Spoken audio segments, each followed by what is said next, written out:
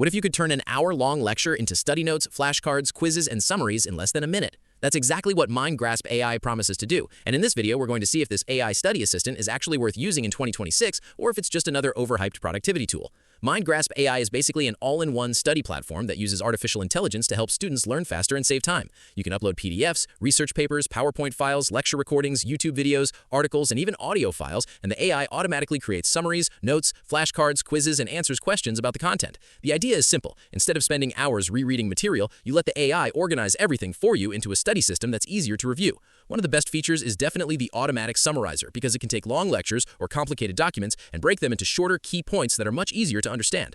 Another feature people really like is the AI flashcards and quiz generator because it helps with active recall instead of just passive reading. There's also an AI tutor built into the platform, so you can ask questions about your uploaded material, almost like chatting with a private teacher.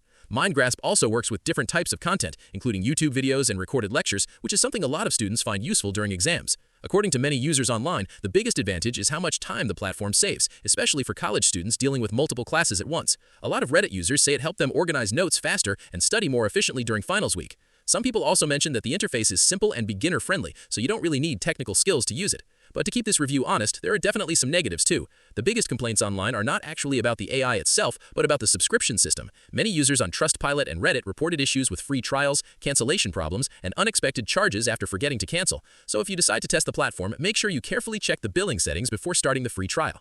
Another downside is that the AI summaries are not always perfect. For highly technical subjects or detailed research papers, some users notice that important details can sometimes be simplified too much, so you still need to double-check the material instead of blindly trusting the AI.